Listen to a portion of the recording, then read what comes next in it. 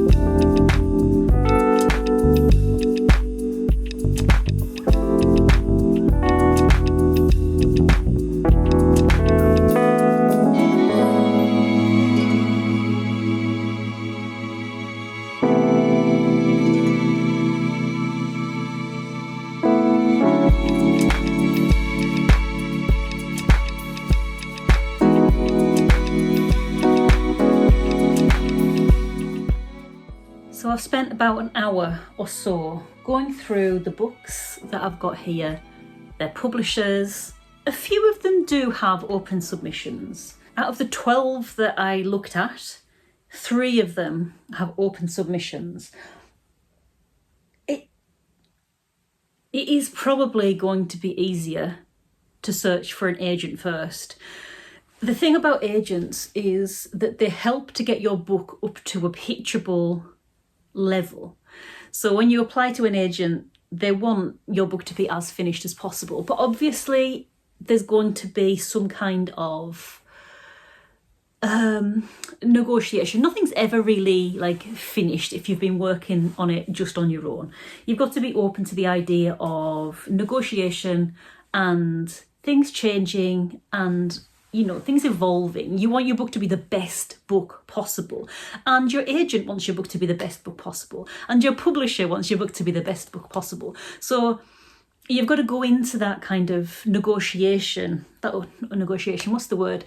You've got to go into that arena, I suppose, with an open mind, with a mind to be open to things possibly changing, because everyone in that process wants your book to be as sellable, as good, as amazing as possible.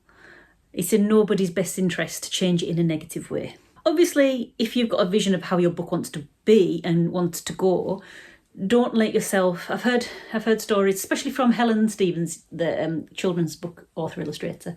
She said that for a lot of her career, she kind of bent to the will of how publishers might have wanted her book to be.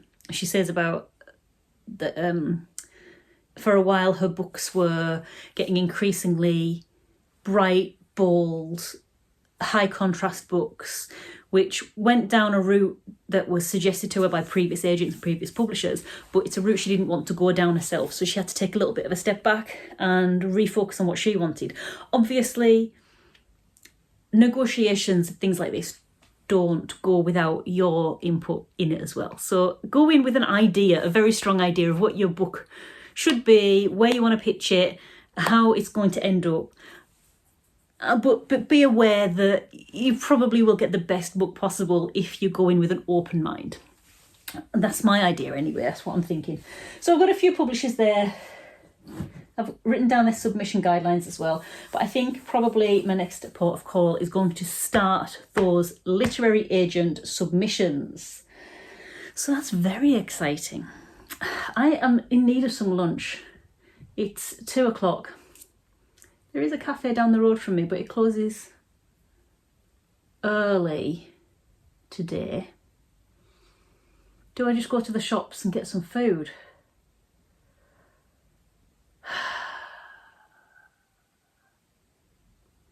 Let's go and see what we can do. It's been hailstoning out there, so it's not a day like the other day when I was out on my bike and everything was fine. It is a cold, grim, icy day out there. So anyway, let's just see. I want some lunch, so let's just go and get something.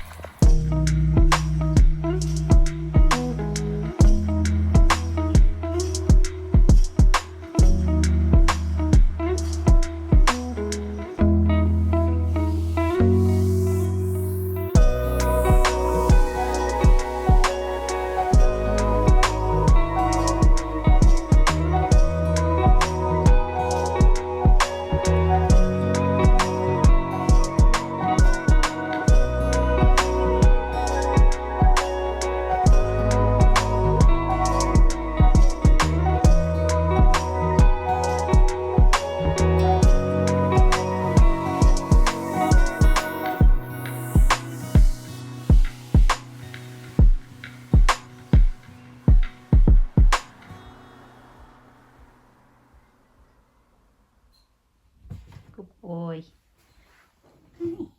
So today's been a bit of a life admin day, so we spent quite a lot of the day shopping. But since being home, I've decided to do something that's been on my list for such a long time, and it's redesign one of my cards.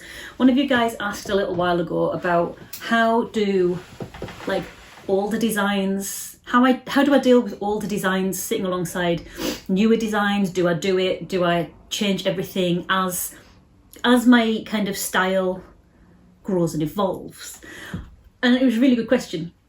And I don't really mind my old stuff sitting alongside my new stuff, mainly because I have so much stock that if I were to stop selling my older designs, it would be so much wastage. Because right back at the beginning when I started running my small business, Embers and Ink, to get the kind of each cost per card down, I ordered in real bulk.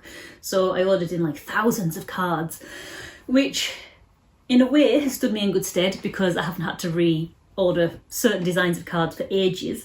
But also, it is in a slightly older style, which is fine because it's all me. But now I've developed into something a bit more loose, a little bit more cartoony, a little bit more illustrative. I feel like when the stock of those cards runs down enough, I am going to, one by one, just throw some redesigns out there. I might end up going back to the old design, but probably not. The redesigns